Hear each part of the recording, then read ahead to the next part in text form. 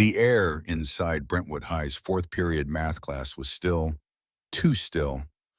It was the kind of silence that didn't settle but hovered, the kind that clung to the walls and pulsed behind the students' uneasy glances.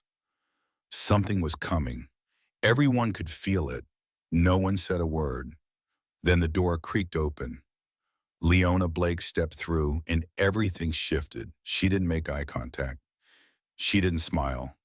She didn't apologize for being late or for being different. She just walked, slowly, calmly, with the deliberate pace of someone who had long learned that silence could be both armor and weapon. Her uniform was crisp but worn, her shoes scuffed at the edges, her hair was pulled back tightly, not out of vanity, but practicality. She carried no backpack, just a single notebook clutched to her chest. She was the only black student in the room. Every pair of eyes followed her as she moved past the rows of desks, past the whispered assumptions and half-swallowed judgments. She took her seat at the back, beside the window, the seat she had chosen since her first day at Brentwood. Not out of shyness, but out of strategy. From there, she could see everything, but something was off today. Across the room, Ryan Mercer looked up, tall, broad-shouldered, hair buzzed down to his scalp. His reputation preceded him like a shadow. He wasn't just feared, he was tolerated by teachers, revered by his circle, and avoided by everyone else. 3 suspensions, 2 fights caught on tape, 0 remorse. Now he was staring at Leona like she had trespassed into something sacred. His jaw tightened. The pencil in his hand snapped with a sharp crack. His friend, Mason, flinched and muttered, "Chill, man." But Ryan didn't chill. He stood. It was a simple action, just a scrape of a chair against tile, but it felt like thunder. Every head turned, even Ms. Winters, who had been diagramming equations on the board, paused mid-stroke. Ryan pointed, "You don't belong here." The words hit like a slap, blunt, loud, meant to bruise. Leona looked up from her notebook, calm. Her eyes did not narrow. Her face did not change. She simply blinked once and said, with quiet clarity, "Sit down, Ryan." Gasps rose around the room. Someone dropped a pen. Ryan laughed. The sharp, bitter laugh of someone who thought humiliation was a form of power. "Oh, you think you're tough?" he growled, stepping into the aisle. Ms. Winters moved to intercept, but Ryan brushed past her like she was air. His boots pounded with each step, louder with every inch he closed. His fists were clenched. His voice is louder now. "You think you're better than us? Is that it? You walk in here like you own the place?" Leona didn't move. She didn't speak. He kicked the leg of her desk. Her pen rolled to the floor. "Say something, ghetto girl." No one laughed. Not this time. Mason's face paled. A girl near the front whispered, "He's going too far." But Ryan wasn't finished. He leaned in, eyes burning. "You're not smart. You're not welcome. And you damn sure don't belong in my class." Then he reached down, grabbed her arm, and yelled, "You're leaving now." In that moment, time fractured.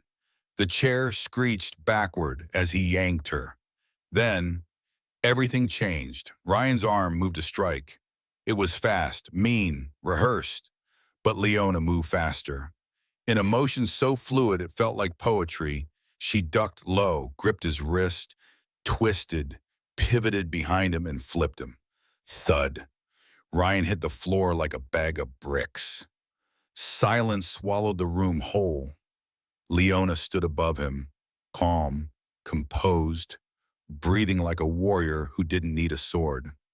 She picked up her chair, sat back down, crossed her legs, and returned to her notes like nothing had happened. A beat passed, then another. A single clap, then a second.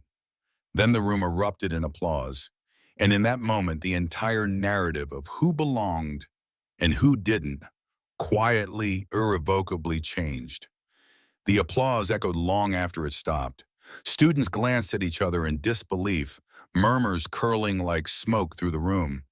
Ryan Mercer, the untouchable, the invincible, had been dropped to the floor by the quietest girl in class, and not in anger, not in retaliation, in precision.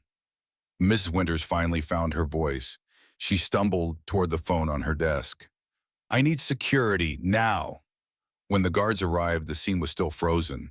Ryan groaning on the floor, Leona back in her seat, calm as rain against a window pane. The officers looked at Ms. Winters, then at Ryan.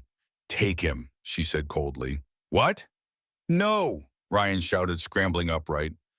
She attacked me. No, Ms. Winters replied.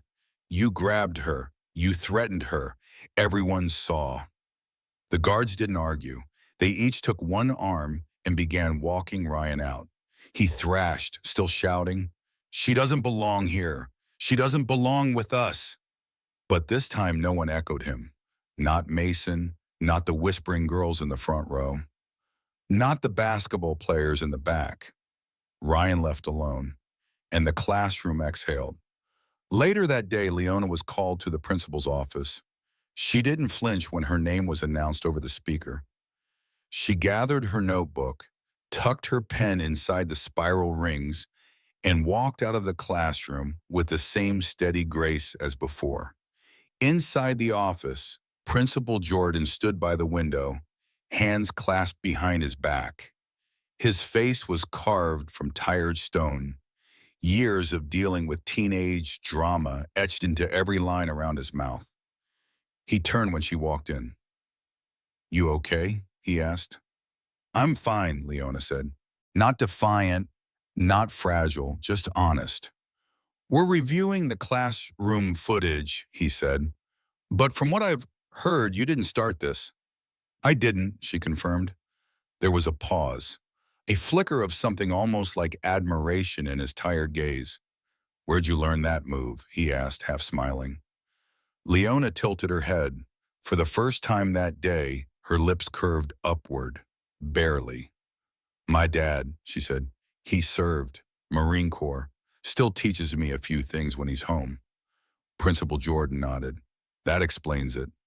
Another pause. Ryan's parents are coming in tomorrow. There'll be paperwork, fallout, all the usual mess, he added. But don't worry, we've got your back on this one. She nodded. That was enough. She didn't need more than that. The next day, something subtle had shifted. No one clapped when she walked into math class. No one whispered. But no one stared anymore either. Mason didn't apologize, but he looked at her and gave a single short nod. That nod, Leona knew, meant more than words. Respect was never loud, not the real kind. Ms. Winters gave her a faint smile as she handed back an old homework sheet. It wasn't warm, but it wasn't cold either. It simply acknowledged her, something most teachers never quite did. Leona returned to her usual seat, back row, window side. The sun streamed in, casting soft light across her desk. For the first time since she had arrived at Brentwood, she felt, if not welcome, then at least safe, until the door opened again. She knew instantly. The energy changed, like static before a storm. The girl who walked in wore a black leather jacket, gold hoops that caught the light, and combat boots that thudded with each step. Her long chestnut hair swayed with practiced confidence. Her eyes scanned the room like she already owned it. She didn't smile. She didn't blink. She just looked straight at Leona and walked, deliberately, slowly, past the empty seats and sat one row over. Crossed her arms, didn't say a word. But her eyes said everything. I'm not here to play nice. Leona glanced sideways. Something inside her stilled, tightened. This girl wasn't like Ryan. She wasn't reckless or loud or fueled by bravado. She was something else entirely. Dangerous, not because she was violent, but because she was calculating. They said her name was Savannah Mercer. Leona didn't need to ask. She already knew. The storm hadn't passed. It had just changed its shape. And Savannah, quiet, sharp, and burning from the inside, had just made this personal. By the second day, Leona understood one thing with perfect clarity. Savannah Mercer didn't need to raise her voice. She didn't throw desks or shout across rooms. She didn't insult. She implanted. The way she glanced sideways during class, like Leona did, was a puzzle with a missing piece. The way her laughter always faded the moment Leona entered the cafeteria. The way she followed, 2 steps behind in the hallway, 1 seat away in history, never touching, always near. And most telling of all, the way she never said Leona's name. To Savannah, Leona wasn't a person. She was a stain. Lunch period. Wednesday. Leona sat alone at a corner table as usual, finishing a sandwich packed in wax paper. Across the cafeteria, Savannah sat flanked by 2 other girls, identical in posture and outfit, like matching accessories. The trio didn't speak much. They just watched. Occasionally, Savannah leaned in and whispered something. One girl giggled. The other didn't even blink. Then the phone started buzzing. It was subtle at first, just a few notifications. A few confused glances. Then the volume rose. Gasps, whispers, a ripple through the student body like wind across a still pond. Leona felt it before she saw it. Someone slid a phone across her table without saying a word. A familiar screen, a paused video. It was her and Ryan. Only, it wasn't quite what she remembered. The angle was distorted. The moment T-assist sliced. The punch was removed. The caption is brutal. Watch what she did, Brentwood's bully in disguise. Leona stared at the screen in silence. They had edited the moment, the one that changed everything, to make her the aggressor. They'd cut the context, trimmed the truth, and turned it into a lie so dangerous it could stick. She looked up. Across the cafeteria, Savannah was watching. Not smiling, not smug, just waiting. Waiting to see if Leona would snap, if she'd raise her voice, throw a tray, or storm out. If she'd live up to the version they had just created. But Leona didn't move. She picked up the phone, handed it back, and stood. She walked calmly to the front office. Principal Jordan looked up from a stack of disciplinary reports. Leona. I need a meeting, she said. He raised a brow. Another one? Yes, she replied, but this time with a projector and an audience. By Thursday morning, the air in the auditorium was electric. A full school assembly hadn't been called in months. Students filled the rows, buzzing with speculation. Teachers lined the walls, murmuring to each other. Even a few parents had arrived early. Some had already seen the video. Others were just curious. Principal Jordan stepped up to the podium. His voice echoed steadily across the mic. There's been a lot of talk about what happened this week. Some of it is true. Some of it was twisted. So today we're going to stop the whispers. We're going to let the truth speak. The screen behind him lit up, and the real footage played. Uncut, unfiltered. The moment Ryan shouted, the moment he lunged, the swing, the grab, the flip, every detail, every breath. When the video ended, there was silence, then a slow, rising wave of applause, louder than before, stronger. A sound not of shock this time, but of recognition. In the crowd, Savannah folded her arms. Her jaw clenched, but her expression didn't break. She was too smart for that. She leaned over to one of the girls next to her and whispered something cold. But Leona didn't look her way. She just sat, hands folded in her lap, as the truth did what fists never could. That afternoon, Leona opened her locker and found a note slipped through the vent. It wasn't hostile. It wasn't dramatic. It was simple, handwritten on lined paper. Thank you for not losing your cool. That means more than you know. A nobody. She folded it carefully and slid it into her notebook without a word. But deep inside, something settled. Not victory, not pride, just a quiet knowing that the truth, once shown, has a weight all its own. And Savannah? She wasn't done. But neither was Leona. Friday, early afternoon. The sky above Brentwood High was gray and low, as if even the weather was holding its breath. The hallways between classes were unusually quiet, not because the students weren't whispering, but because their eyes were searching for someone. Leona Blake. She had become more than just the girl who flipped Ryan. Now she was something else. A symbol, a question, an answer some students weren't sure they liked, and others desperately needed. She walked those halls like she always did, head high, pace steady, alone by choice. Her notebook was tucked beneath her arm. Her steps were quiet but firm. But this time, she wasn't the only one waiting. Savannah Mercer stood by Leona's locker, not pacing, not pretending, just there. Her arms folded. Her face was unreadable. She had two girls with her, Miranda and Elise, always in black, always silent, like shadows that followed orders. Leona slowed as she approached. She could have walked away, turned around, asked for help. She didn't. She stopped directly in front of Savannah and unlocked her locker with one hand. Smooth, casual, like standing next to a ticking bomb was nothing new. "You think you're clever?" Savannah said finally. Leona didn't respond. The sound of the metal locker door swinging open answered for her. "You made my cousin look weak," Savannah hissed. "You made my whole family look like fools. That video made it worse. Now everybody thinks you're some kind of hero." Leona pulled a book from the top shelf of her locker and closed the door gently. Her fingers didn't tremble. "They think you're brave," Savannah continued, "but I know better. You're just a charity case from the South Side trying to pretend you belong in a place that was never meant for you." Leona turned and met her gaze. "I don't have to pretend," she said simply. "I am here." Savannah's expression cracked, just a flicker. Her jaw tightened, her nostrils flared, and then her hand lifted. It wasn't a shove.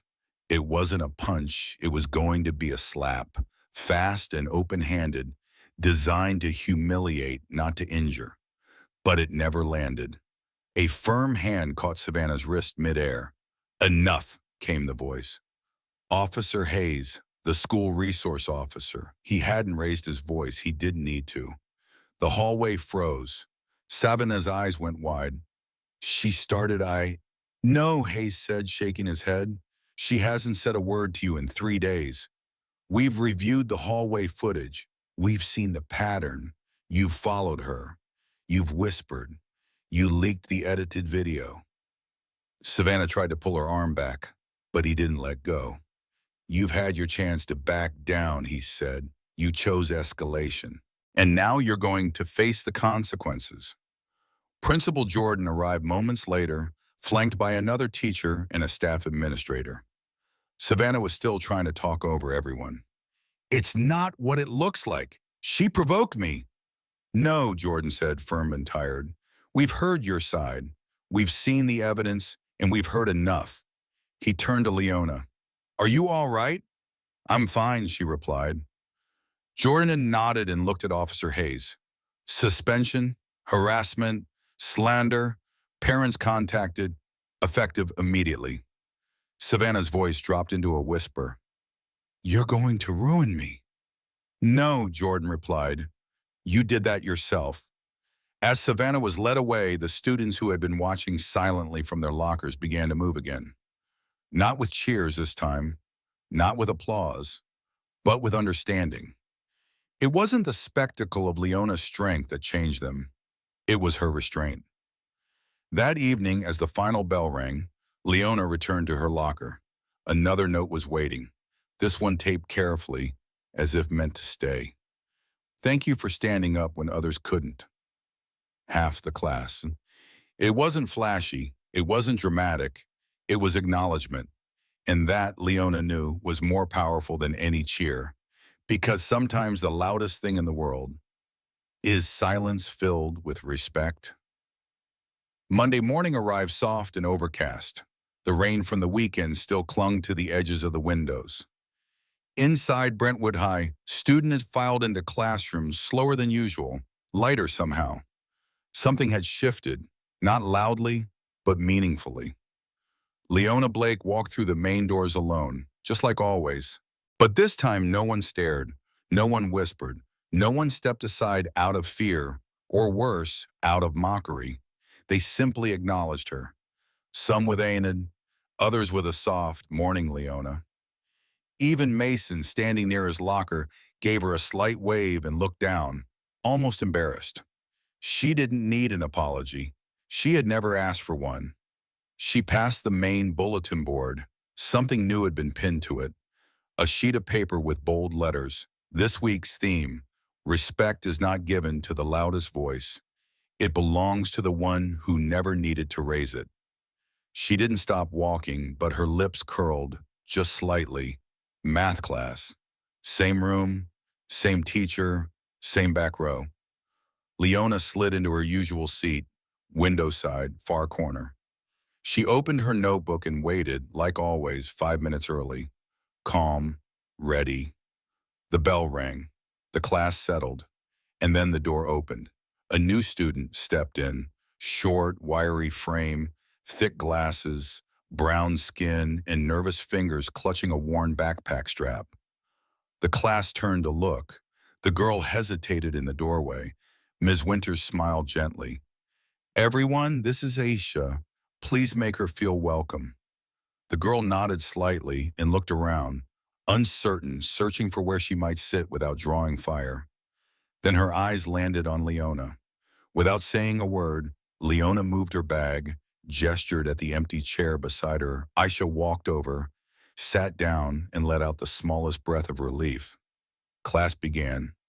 No applause, no speeches, no stares, just space, quiet, safety. Outside the window, the clouds began to lift. Message: sometimes the greatest act of strength is simply staying seated when the world tries to move you. And when one person holds their ground with dignity, it clears a path for others to do the same.